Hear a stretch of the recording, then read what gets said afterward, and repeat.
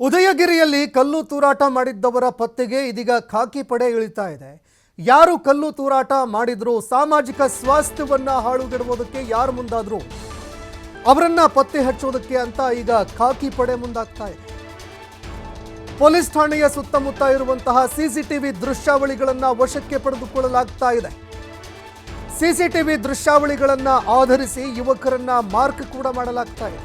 ಯಾರು ಏನು ಎತ್ತ ಇದಕ್ಕೆ ಸಂಬಂಧಪಟ್ಟಂತೆ ಇದೀಗ ಮಾಹಿತಿಗಳನ್ನು ಕಲೆ ಹಾಕೋದಕ್ಕೆ ಅಂತ ಪೊಲೀಸ್ ಅಧಿಕಾರಿಗಳು ಮುಂದಾಗ್ತಾ ಇದ್ದಾರೆ.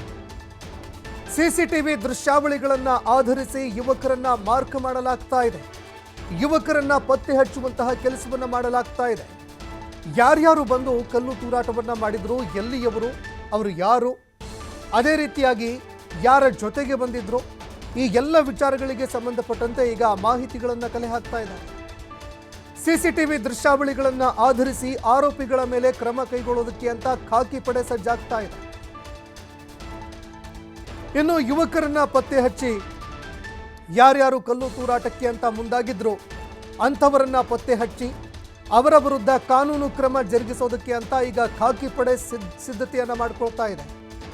ನೋಡಿ, ಯಾವುದೇ ಒಂದು ವಿಚಾರ ಆಗಲಿ, ಒಂದು ಅವಹೇಳನಕಾರಿ ಪೋಸ್ಟ್ ಆಗಿರಲಿ ಅಥವಾ ಸಾಮಾಜಿಕ ಸ್ವಾಸ್ಥ್ಯವನ್ನು ಹಾಳುಗೆಡುವಂತಹ ಪೋಸ್ಟ್ಗಳಾಗಿರಬಹುದು, ಈ ರೀತಿಯಾಗಿ ಯಾವುದೇ ರೀತಿಯಾದಂತಹ ಒಂದು ಪೋಸ್ಟ್ಗಳು ಕಂಡು ಬಂದಾಗ ಸಹಜವಾಗಿ ಅವರ ವಿರುದ್ಧ ಕಾನೂನು ಕ್ರಮ ಆಗಬೇಕು. ಯಾರು ಬೇಡ ಅನ್ನೋದಿಲ್ಲ.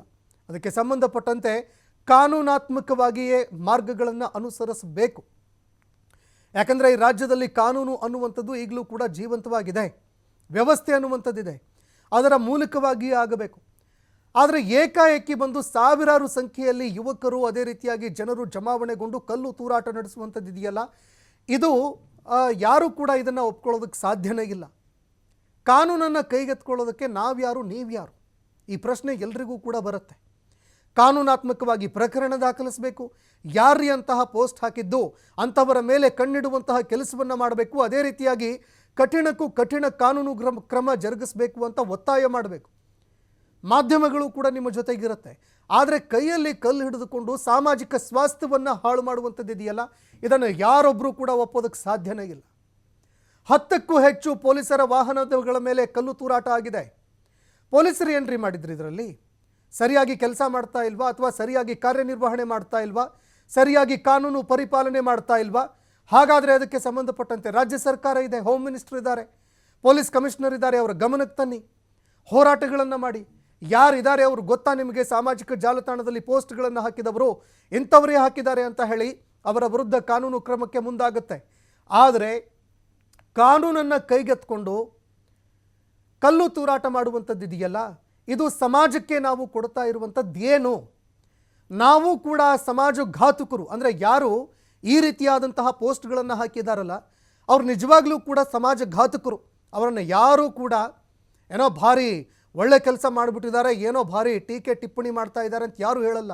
ಅವರೆಲ್ಲರೂ ಕೂಡ ಸಮಾಜ ಘಾತುಕರು. ಈ ಸಮಾಜದಲ್ಲಿ ವಿಷ ಬೀಜವನ್ನು ಬಿತ್ತೋದಕ್ಕೆ ಅಂತಾನೆ ಪ್ರಯತ್ನ ಮಾಡುವಂತಹ ಸಮಾಜ ಘಾತುಕ ಶಕ್ತಿಗಳು. ಅದನ್ನು ಎಲ್ಲರೂ ಕೂಡ ಒಪ್ಕೊಳ್ತಾರೆ. ಆದರೆ ಕಲ್ಲು ತೂರಾಟ ಮಾಡಿದಂಥವ್ರು ಯಾರಿದ್ದಾರಲ್ಲ, ಅವರೂ ಕೂಡ ಸಮಾಜ ಘಾತುಕರೇ. ಪ್ರೇರೇಪಣೆ ಮಾಡ್ತಾ ಇದ್ರು ಕಲ್ಲು ತೂರಾಟ ಮಾಡಲಿ, ಸಮಾಜ ಹಾಳಾಗಲಿ, ಸಮಾಜದ ಸ್ವಾಸ್ಥ್ಯ ಹಾಳಾಗಲಿ ಅಂತ ಇವರು ಬಯಸಿದ್ರು. ಅದೇ ಕಾರಣಕ್ಕಾಗಿ ಈ ರೀತಿಯಾದಂತಹ ಒಂದು ಫೋಟೋಗಳನ್ನು ಅಪ್ಲೋಡ್ ಮಾಡಿ ಸಮಾಜದ ಸ್ವಾಸ್ಥ್ಯವನ್ನು ಹಾಳುಗೆಡುವುದಕ್ಕೆ ಅಂತ ಪ್ರಯತ್ನಕ್ಕೆ ಮುಂದಾಗ್ತಾ ಇದ್ರು.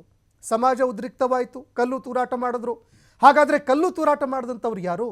ಅವರೇನು ಗಾಂಧಿವಾದಿಗಳ? ಅವರೇನು ಸಮಾಜಕ್ಕೆ ಭಾರಿ ಸಂದೇಶ ಕೊಡುವಂಥವ್ರು? ಅವರೂ ಕೂಡ ಈಗ ಸಮಾಜ ಘಾತುಕರೇ.